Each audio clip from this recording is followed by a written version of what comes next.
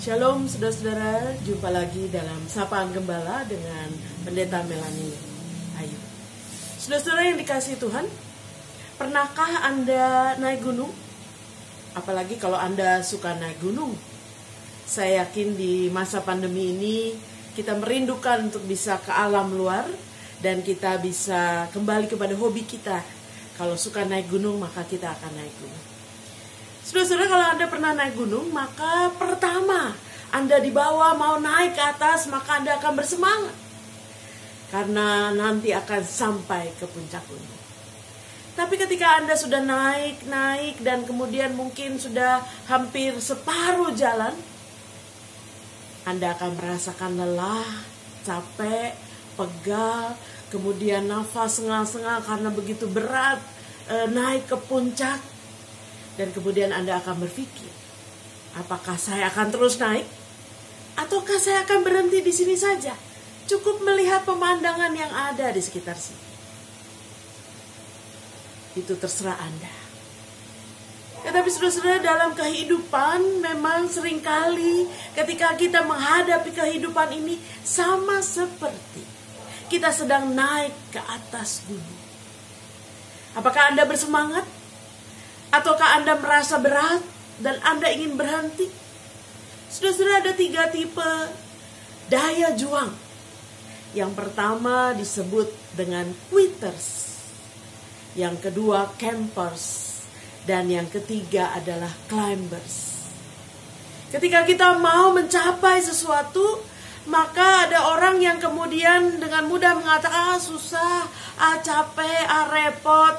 Dan kemudian belum apa-apa dia sudah menyerah. Itulah orang quitters. Tetapi ada juga orang kedua yang kemudian mencoba naik, tapi di tengah jalan kemudian dia merasa bahwa ini masih jauh, saya sudah capek, udah di sini saja sudah bagus. Itu namanya campers. Tetapi ada tipe yang ketiga adalah climbers, yang sungguh-sungguh berjuang untuk sampai ke atas.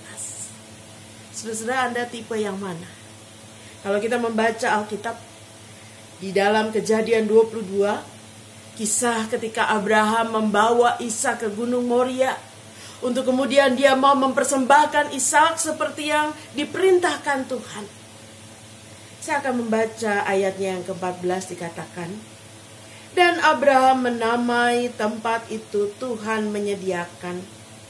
Sebab itu sampai sekarang dikatakan orang, di atas gunung Tuhan akan disediakan. Saudara-saudara, ini bagian terakhir dalam kisah Abraham ketika dia mau mempersembahkan Ishak.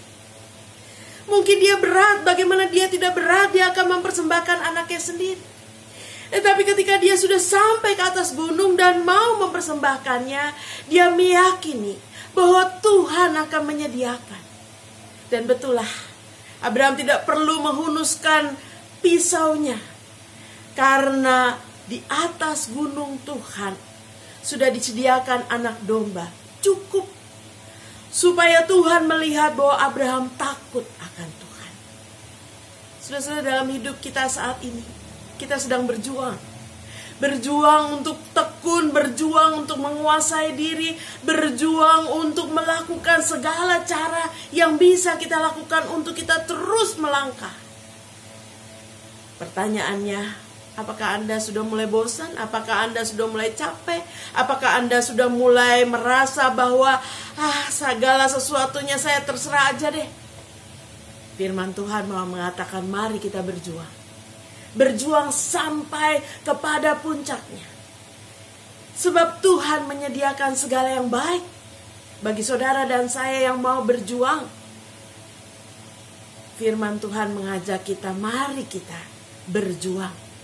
Supaya pada saatnya nanti, sesuai dengan waktu Tuhan, pada saat yang terbaik, saudara dan saya akan melihat betapa luar biasa Tuhan menyediakan segala yang baik dalam kehidupan kita.